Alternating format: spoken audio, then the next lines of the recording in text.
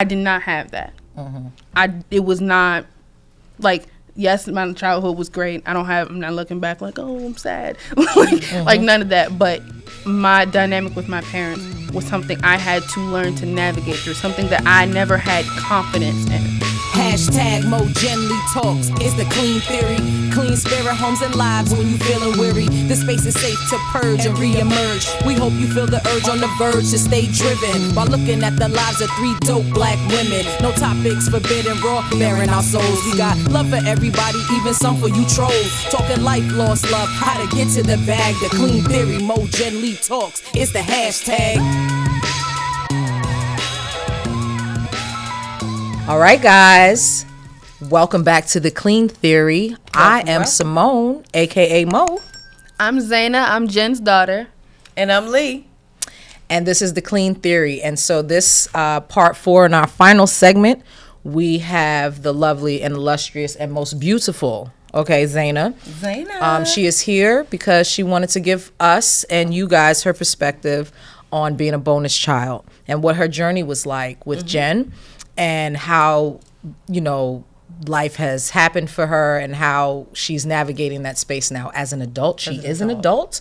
And so that is why she is here. Full-grown adult. She was able to consent and say, look, I'm doing this. Okay, girlfriend? But our children are not. So that's why they're not here. They're not here. And Jen isn't here, again, because, the safe spaces for us as her aunts, as her godparents. And Jen wanted to make sure that, Zaina had free reign to speak freely. And that's what she's been doing here, and we applaud her for that. Confident, beautiful, speaking her truth, owning her truth. And we just love it. We love it. I mean, Zaina's she's bomb Ziggy, though. She's been the bomb Ziggy, okay? All right, so listen, let's go into this clip right here.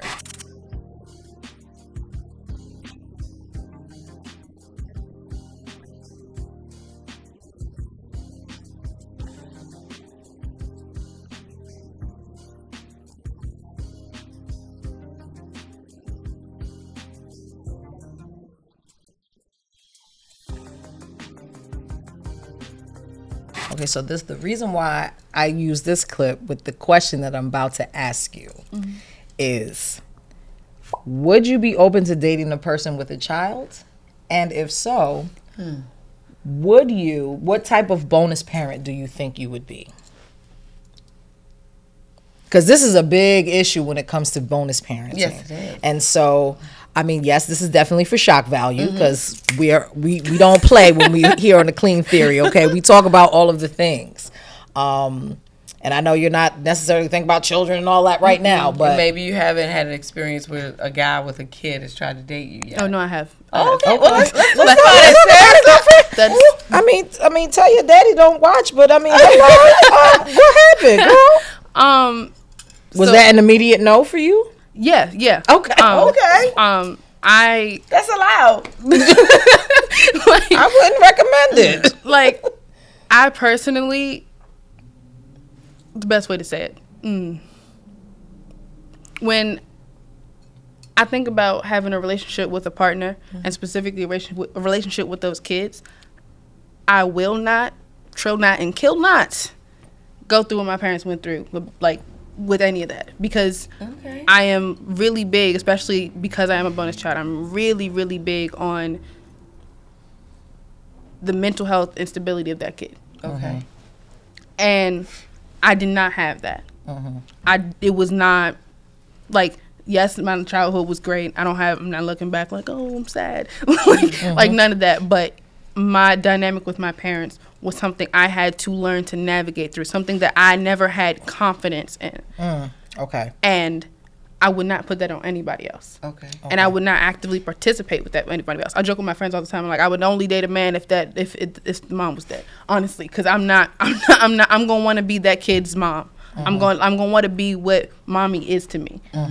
Because without any possibility of there being some drama.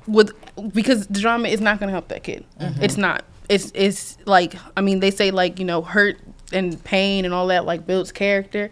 I don't want to build no character in nobody's little people like that. Okay. Little people need to focus on being little people. They need to focus on not catering to adults' emotions. They need to focus on, just trying to become good people. And I don't want to actively participate in that. Okay. So.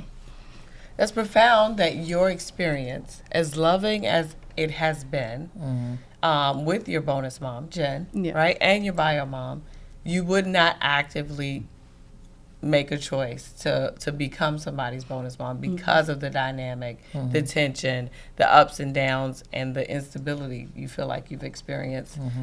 You don't want to take that chance and have to, inflict that, which you would say inflict on another young person developing. I would not. I think also probably, well, let me ask you this. Is it because, when you're bonus parenting, you lack a certain amount of control? Yes, 100%. Yeah. Honestly, and not that you're a control freak, right? No, I think I get it from mommy. But you realize the things that you do need to control. Yes. When you realize that this is a situation that I'm not going to be able to control it. Yes. I think I get that. Like, I get some of my personality traits from Jen, mommy, and I'm not, because it's gonna stress me out. It's gonna drive me insane if this is a person that I'm dedicated to, that I'm emotionally invested in, and I have to be like, nah, you handle that. Because also, growing up, daddy didn't handle it. Mommy did. If I need something done, I told mommy. And daddy may have handed his credit card, but I can't go home and tell my mom that. Because then she gonna be like, she doing what? Right. Then it's already a big thing. So if I had you perceive that it's an attitude because mommy Jen is doing it and daddy's not, even though daddy is technically for the facilitation because he's paying for it, but it's the fact that mommy Jen is touching it. That's that. But let me ask you this: do you really think that your birth mom, that your mom, your biological mom, didn't know how hands-on Jen was? I think she absolutely knew. Okay. I think it also came out more that she knew when I got older. Like, me and my dad joke about it. I don't have any personality traits of his. My personality is mommy Jen and my birth mom meshed together. I am both of them as a person together. So she noticed it too, because she married. She know who he is, and I'm not him. I'm not him at all. So she was like, "Where's this extra coming from?" And it was her. Okay. So I know that she understood that she was doing it, but keeping she the didn't want it idea in her face, out. right? Yeah. Yeah, the whole out of sight, out of mind thing, which isn't realistic. But people do that to keep themselves in a certain specific space. So I think we're out of clips, right? Or we no? Are we? No. We are out of clips. Okay. We are out of clips. All So right. we do have just some other questions. Okay, so it's funny you said that, right? Like you wouldn't want to be a bonus mom. You would be intentional about that. But let's think about this, right? Do you think, because you talked about the instability of being a bonus child, and it's because I've been on the outside looking in on your life, and I only know your life with mommy Jen and dad. Yeah. I know how stable and routine and rote everything is in their house. And so when you use the terms instability, I'm like, what are you talking about? Because I know mommy Jen, she is scheduled, she is regimented, she's the Black June Cleaver. Okay? Right. She just be like, boop, boop, boop, boop, everything. You could set a clock by it. But do you think your life would have been different if mommy Jen was never in it? If your parents never were divorced, what do you think your life would be different? And if so, who would you be today? My life would be 100% different.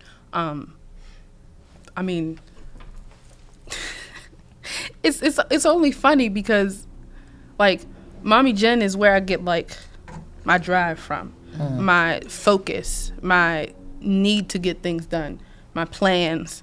I didn't get any of that from my mom. From my mom, it's more like the adventurous side, the one to get out and do stuff, see the world, be who I am type stuff. But it was Jen laid the foundations, and my mom added the spice. Okay. And with how my dad is now, how my mom is now, I just had nothing but spice.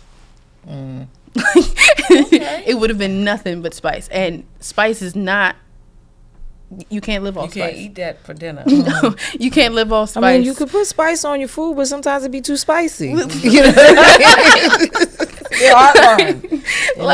But that's real. Like, and I know that in the sense that, like, I can also see, like, the dynamics with my siblings. My siblings were a really, really good, like, breakdown of what my life would have been like in either household. Because I'm sorry to say it, Mom, like, in my dad's house, they are stacked. And they going crazy. And I did go crazy. I'm glad I had to break at my mom's house where if I wanted to wake up at noon on Saturday, I could wake up at noon on Saturday. And she'd be like, well, let me make you breakfast now. And I'll make your bed for you and pick out your clothes. And then we're going to go to the mall and get some more clothes. Like, that was my mom's house. Over, my dad's house, it was we waking up at 7:30, we going to the gym, then we come back from, after we come back from the gym, we getting some donuts because y'all are still kids. Then we going to come home, take showers, you can take a little nap a little bit, we can go to the mall by 3 o'clock. Around 7 o'clock, we can go to the movies, we come back by 10:30. Everybody's watching TV till midnight, you going back to sleep. That was... It was a regiment. That was like I can say this regiment like all the top of my head because that was it for years. But like, so the kids at my dad's house lived that way. They hate it because they want a little spice every once in a while. Right. And my parents have gotten a lot better because we've all been more vocal. We need a lot more spice that they do sometimes. Sometimes we don't work out. And we just sit on the couch. Or we just say forget the schedule. Yeah. Right. And but that was something that had to be like learned because honestly, until I would say like I was much older, there was always a schedule. And I didn't mind it, but I didn't know how it was affecting my younger siblings, especially like the oldest one, the 13-year-old. He was not here for it, but he lived it every day. I didn't live it every day, so I didn't understand why he was upset with it. Right. But over my mom's house, honestly, because of how structured it was over my dad's house, I would get mad at my mom's house. Like by like Wednesday, I'd be like, "What time I'm doing my homework?" And she'd be like, "Finish it, just get it done." Okay, it's more freestyle, Montessori. I would say it's like you do what you want to do when you want to do it, whereas at Mommy Jen's house, it's a lot of structure. Yeah. There's deadlines. There's accountability. Yeah, my mom was like, I know you'll get your homework done because you always get your homework done. I know you'll go to sleep on time for you to get up in the morning for school because you always do that. But did it bother you that there's no acknowledgement at any time that you got that because of what's going on at Jen's house? It didn't bother me till I was an adult. Okay. Because, I remember my mom, because my younger brother, I had to instill. Because nobody just wakes up and be like, I'm going to do this. I mean, maybe there is some kids that be like, you know what, this homework is due, so I'm going to do this. Yes. But usually those kids come from homes where there's absentee parentism and they just realize that these things have to be done, and they're parenting other children. Yes. And they're parenting their parents. Right. Yeah. At my mom's house, it was different, though. She, like, with my little brother, when he came along, this is when I started to notice it a lot because he didn't have Mommy Jen. So I was like, why he don't want to do his homework? like whereas your siblings at your dad's house, like even if they didn't want to do it, they knew better. Right. They did it. Right. Like, why he don't want to get up in the morning for school? Like, and I was like, wait, because ain't nobody tell him to.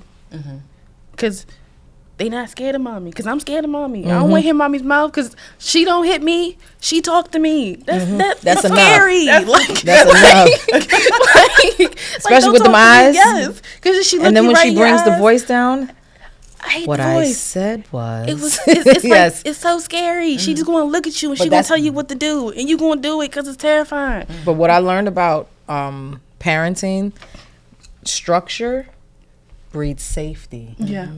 Yeah. And you are safe in this house. Yes. Right? So sometimes, and I'm not suggesting that you weren't safe in the other home, but for some children, that irregularity of there not being any structure, that there not being a sort of regimen, a lot of the times there's a lot of room for there not to be safety. Yeah. Right? And so you got the spice over here and you got the, you know what I'm saying, the stability over here and the safety over here. But that is one thing that I learned about parenting.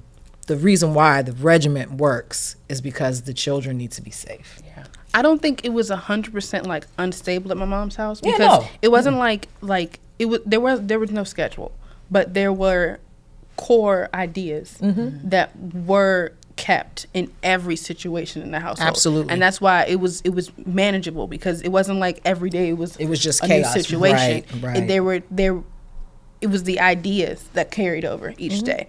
And that was something that I appreciated, because it also helped. I would feed it in to the other household, because I noticed me doing that as I got older too.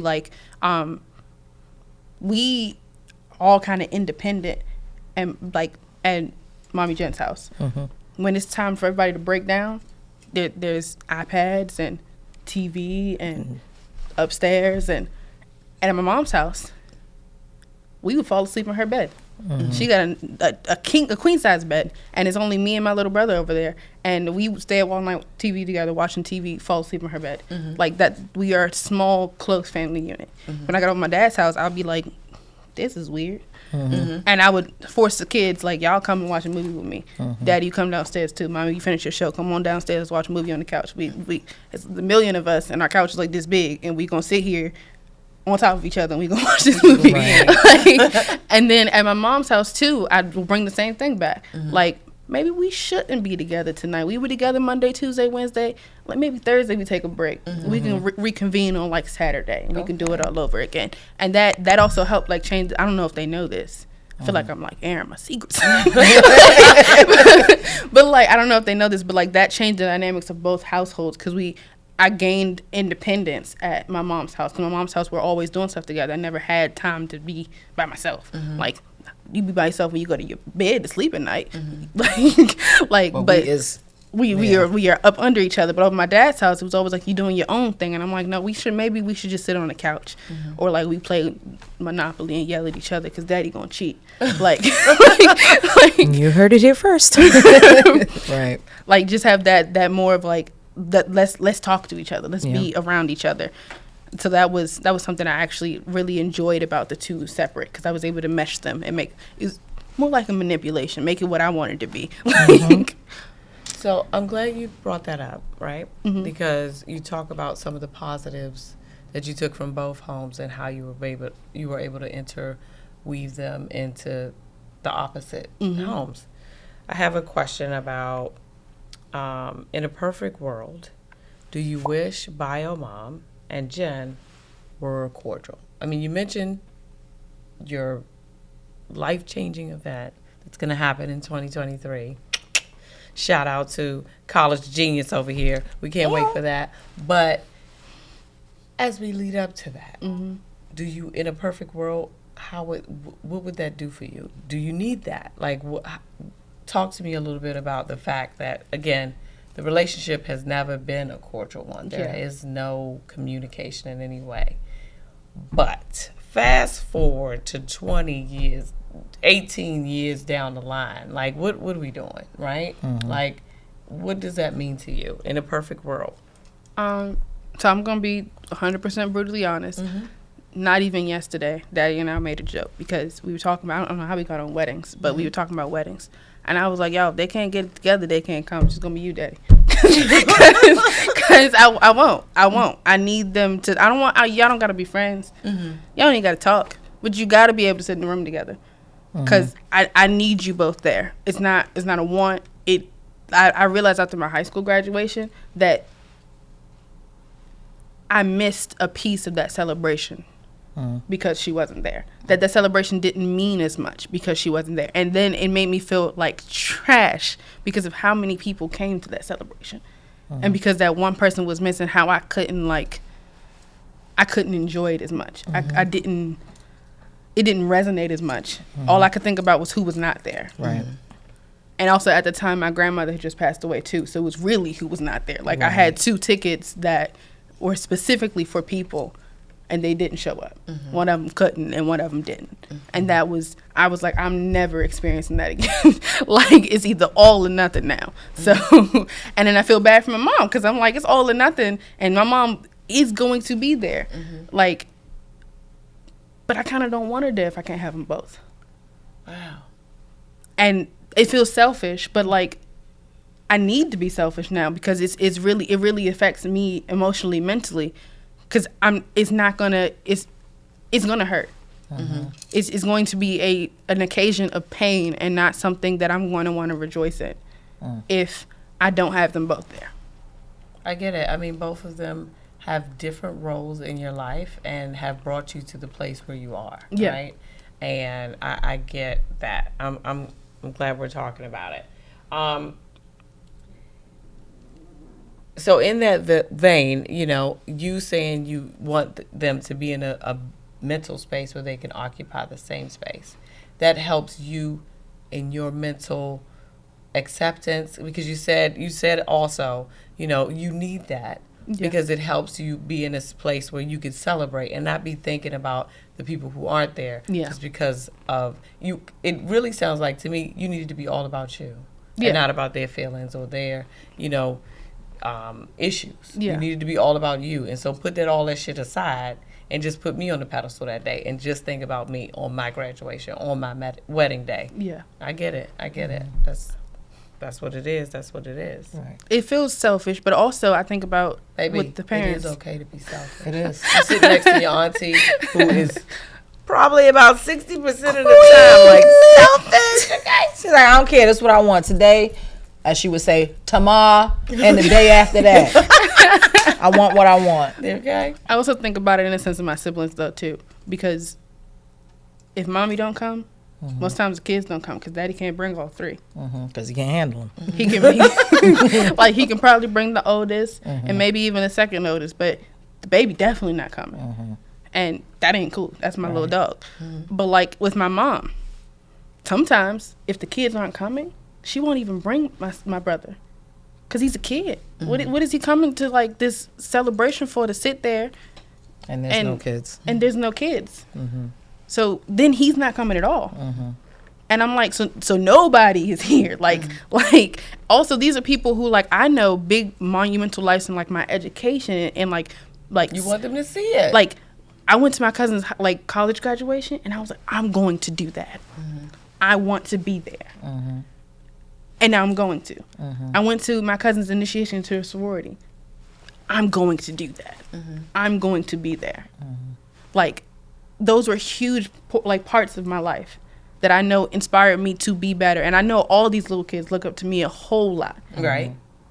So be responsible. Yeah. Because they do. So it's like, why are they not there for these big things? Because they see me putting in the work. They see me crying over homework. Like, they see me being like, I just don't like this school. So why not let them be there for the day when I'm all smiling and crying because I done did it and I look good? Like why not be there for that day? Because that day is the day that was monumental for me. Absolutely. So, or like even from like my little sister, like I want her to look up and see her big sister and not just like the big sister who comes around sometimes or who she spent a lot of her younger years with. But now I'm like 10 years older than her. We real huge age gap, and if she doesn't come, she just don't get it. I'm the proverbial big sister, especially with like I'm just like that. Excuse me, I'm sorry, but like I'm the proverbial big sister. He's 4. I'm just somebody who comes and gives him kisses and hugs and loves up on him and feeds him snacks, and mommy and daddy leave him with me. He don't get what significance this has, but like yeah, it's on me, but it's also on them. They have to be comfortable enough, and I can't keep dividing anymore because I'm losing more time for like that family household trying to build my own life. So if I have to keep dividing time, then everybody only get a day. Everybody only get like 4 hours. And then what type of relationship am I maintaining? I get it. Well, one thing I do know is that, you know, once you graduate school and you get your own place, you know, you'll be in a position to make more moments with your siblings, you know? So then you can be having a sleepover. All of my siblings are together, and I'll be able to establish that relationship that I may not get. You know what I mean? But because you're an adult now, you'll be able to navigate and foster the sub-family that you want. You know what I mean? That's the beauty of being an adult. It also comes with bills. Yes. Okay. So we're almost out of time, but I do want you to... if you had 3 things that you could tell children who are just starting out on this bonus child journey, or their parents have just divorced, or now they're in a position where they have a bonus dad or they have a bonus mom, or they now have both, you know, what are 3, if you can give 3, things that you would want them to continuously remember? Okay, the very first thing is, I think everybody should just know this in life. Know your people. Like, is that Jen's daughter? You got that from mommy, right? Yeah. Ask her where she got it from. Yeah. Oh my Ask God. her who told her that. Did you tell me? I'm just saying. Know your people. But go ahead. I got that from mommy, who got it from mommy. But that has helped me so much. It took me a long time to know my people, but when I did, I could expect the blows now. Like, my feelings don't get hurt no more. That's a lie. Sometimes I get hit with a curveball and I'm like, oh no, I wasn't ready. But like, now I'm walking in and I'm like, all right, if I say this, if I do this, I know what they're going to say and I know exactly how I'm going to feel about it, so I can work through it later. Or if I go to mom's house and I ask for this and she don't give it to me, and I go to dad's house and I ask for this, if I tell her again, she going to do it because he said no. But I know how that's going to make them feel. Right. So I'm not going to do that. Like it will help you maneuver through each and every conversation you can have, interaction you can have, by knowing your people. Know your people. That's one. The second one would be, I think something I didn't learn until I was older. Be a little selfish, because Hello. because like I noticed that like I would be deemed as selfish in some of my actions, and the entire time I would not be thinking of myself. I would not have done what was best for Zane in that situation. I did what I thought, and I was a kid, what I thought was best for my parents. And as a kid, you don't know that. You don't I didn't learn who my parents were as people until I became adults. I knew them as the mommy and and I'm still learning. You know, I'm not. We not there yet, but like I knew them as mommy and daddy, and I thought what would be best for mommy and daddy would be if I did this or if I said this, but it wouldn't be what was best for me. And then I'd be in trouble. I'd be in my room mad, like, well, I should have just did this because they don't even care anyways. Right. And then it didn't help anybody. Right. So be selfish sometimes, not all the time, because that's not great. Right. Like you do have a responsibility. Be selfish with provisions. Yeah. You know? Yeah, you do have responsibility to yourself, and that's something that I didn't learn until I became an adult. That I have to do what's best for me because they are still people. And they sometimes will do what's best for them in the situation, and it won't always be what's best for you. It'll be what is like common ground. But common ground is not going to get you where you need to be. You need to go ahead and put yourself, make them uncomfortable. It's okay. They'll work through it. And the last thing, if those are the two, I would say this is not even focusing on mommy Jen is my bonus mom, but I've had a few bonus dads come in my life at different periods. I had one when I was like 5 until around 10, and I got to know him very well. We were very close. And then one when I was 14 till now. He is still my bonus dad. You don't have to have a tight relationship with him. Like, I still call, like, my stepdad, who's been my stepdad for forever now, I still call him. And that was something I did not understand because mommy is my bonus mom. I call her mommy. But, like, I understand that she's my bonus mom. But so with I was like, well, why don't I feel the inclination to be like, oh, hey, dad, because no, it's not my dad. But I respect this man. I and you still see him as a he's a father figure in my life. He's like one of my favorite people, but I don't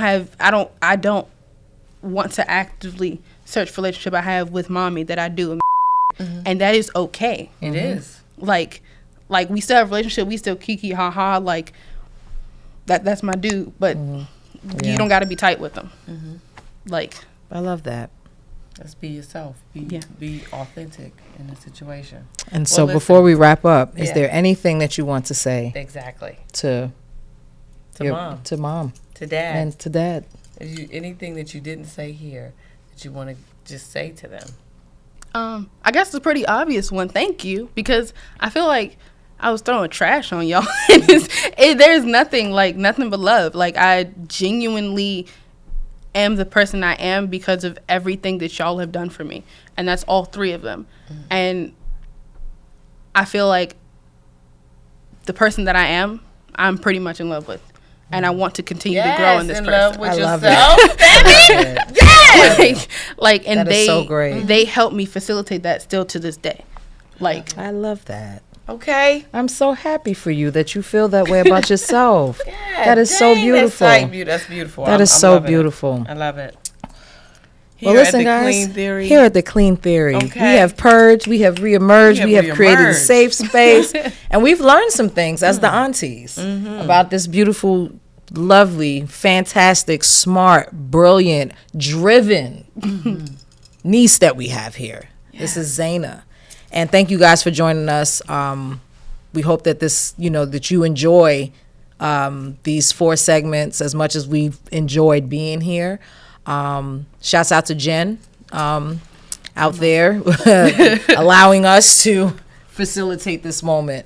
But make sure you comment, you subscribe, you share, and you like, and then share again, and tell a friend and a friend.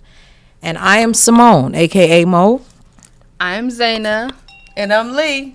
And this is the Clean Theory. Mo Gently Talks is always the hashtag. And we thank you so much. Thank you. Hashtag Mo Gently Talks is the Clean Theory. Clean spirit homes and lives when you feeling weary. The space is safe to purge and re-emerge. We hope you feel the urge on the verge to stay driven while looking at the lives of 3 dope black women. No topics forbidden, raw, bearing our souls. We got love for everybody, even some for you trolls. Talking life, lost love, how to get to the bag. The Clean Theory, Mo Gently Talks is the hashtag.